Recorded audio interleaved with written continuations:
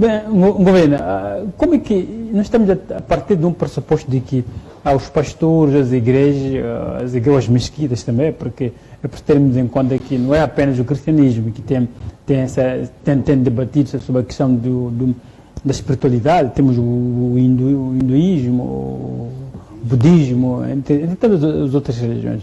Como é que a gente pode sair nós como africanos, como é que a gente pode sair dessa situação, tendo em conta que há muito tempo os africanos tinham suas práticas da própria espiritualidade? Certo, é assim, vamos perceber uma coisa, volto um pouco na própria religião, a criação da religião. Será que nos dias de hoje realmente o princípio da criação da religião é obedecido? Não. Se for a ver, por exemplo, quando a gente fala desses abusos, estamos a referir, se eu, por exemplo, sou seu filho, não é? Você é aquela pessoa que seguia uma prática tradicional e depois é católico, não é? E eu descubro que não, eu tenho que sair, vou, por exemplo, ser da Testemunha de Jeová. Aqueles seus ensinamentos, para mim, porque eu estou na Testemunha de Jeová e você é católico e faz práticas tradicionais, eu começo a olhar para ti como é quem não é filho de Deus. Os próprios líderes religiosos, se aqui fôssemos 3, 4, um sendo um muçulmano, seja um xé, outro ser protestante, como diria, o outro de uma outra liga religiosa, aqui haveria um fogo terrível. Porque eu acredito que para eu ser aquilo que eu sou, é que eu tenho um Deus real. Você não tem um Deus real. O meu Deus é que está correto. É o que faz com que hoje em dia as religiões quebram aquilo que é a sua base real. Uma igreja hoje vai criar um sistema, criar uma dominação mental de si. Para tu poderes... Veja, somos 7 filhos aqui. Cada qual tem sua igreja. Ou tem sua religião. Porque somos de religiões diferentes.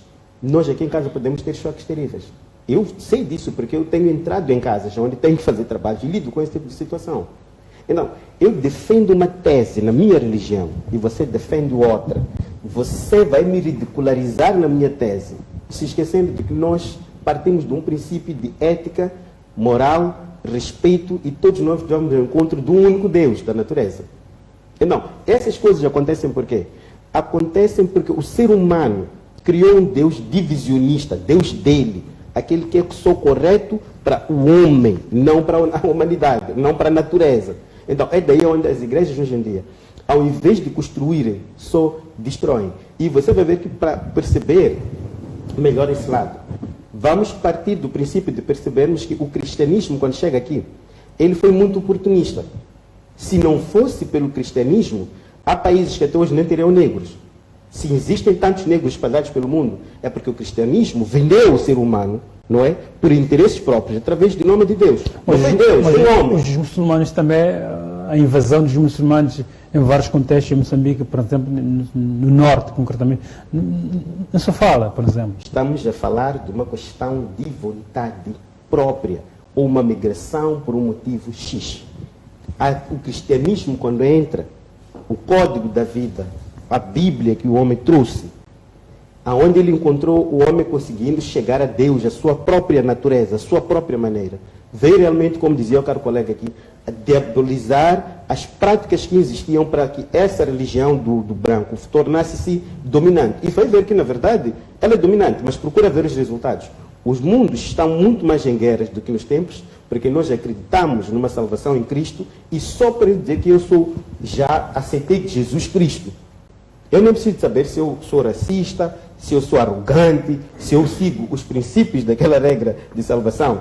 Eu só sei que sou salvo em Cristo, então eu vou parar ao teu lado. Tu não és cristão, não és pessoa, não tens a dignidade de estar ao meu lado. É assim como a religião cristã funciona. Então, essa aqui tem sido a que tem criado muitos choques. Vai ver que se fores a ver, hoje em dia temos mais igrejas do que qualquer coisa. E essas mesmas igrejas lutam entre elas, mas todas elas estão a professar o quê? O único Deus. Então, nós temos que começar a pensar, mas será que na verdade... Essa dimissão que está a tentar fazer, Mateus, vamos olhar, por exemplo, deu um exemplo de uma família, por exemplo, de 7 filhos. Os únicos, todos os 7 filhos têm um único pai e uma única mãe. Claro. Podia ser a mesma coisa com a emergência, por exemplo, das diversas seitas religiosas que derivam, acima de tudo, com essa ideia do único homem, que é Deus. Sim. Então, é aí mesmo onde até acho bem interessante. Por que hoje em dia as lideranças cristãs lutam entre elas enquanto elas pertencem ao encontro de uma única divindade? Porque não é nada. Teremos agora a falar, por exemplo, de eu ser negro e você ser branco. Temos que perceber uma coisa, nós obedecemos a mesma célula da vida e obedecemos a mesma espiritualidade. Aquela compreensão que muitos têm de que o branco é mais... a vantagem do branco está nos olhos do ser humano, não nos olhos de Deus. Nós, perante Deus, somos todos iguais. Então, se nós estamos atrás de um único Deus, não interessa se você vai para a igreja onde, e se vai para onde, no final do dia nós vamos à ética da base do princípio. Primeiro, porque diz que Deus é amor e é vida. Se nós somos exemplo dele, por que é que nós não podemos amar-nos uns aos outros? Nós somos ensinados hoje em dia a conhecer um Deus que nos amedronta, um que nos ameaça, nos divide, nos escraviza mentalmente, nos escraviza fisicamente. Mas quem se... É o Deus até que ponto essa sua inferência de que Deus divide, mata? Quais são os exemplos validatórios sobre isso? Esse é Deus da teologia. O Deus humano, esse que a teologia tem, que te dá ordens de certas coisas que você tem que seguir e que até um ponto X, se você não anda naquelas ordens, isso não vai acontecer. Porque, na verdade, se fores a ver, mas país as regras não podem ser estabelecidas. Não. Você que é médico tradicional, por exemplo, estabelece regras quando estás claro, no seu consultório. Isso é claro. Nós temos que ter regras na vida. E o princípio realmente da Bíblia como tal é de realmente estabelecer um código de conduta humana. Só que o homem, porque ele que escreveu aquela Bíblia, foi muito oportunista na Bíblia. Padre Branco, quando chega aqui, dizia, fecha os olhos, ore. Enquanto você tivesse de olhos fechados a orar, ele te arrancava as terras, te arrancava as riquezas e tudo mais. Até hoje estamos a falar. Você hoje pode ter dificuldade de ter um pão digno. Por quê? Porque as Europas estão a comer daquilo que tu tens hoje. Mas há quanto tempo nós estamos nessa neocolonização? Então, é uma questão que nós temos que analisar. Nós temos que entender uma coisa. A fé e a inteligência têm que andarem juntas. Não podemos nos alimentarmos uma fé. Desde a altura que a fé te limita muito na vida, essa fé é uma maldição. Então nós temos que começar a perceber. Eu, por exemplo, digo por uma questão clara. Eu, como médico tradicional, sou a pessoa mais estranha que existe no mundo. Aquela pessoa que é mais atacada do que tudo. Mas qual é a nossa origem, afinal de contas? A nossa espiritualidade foi aonde?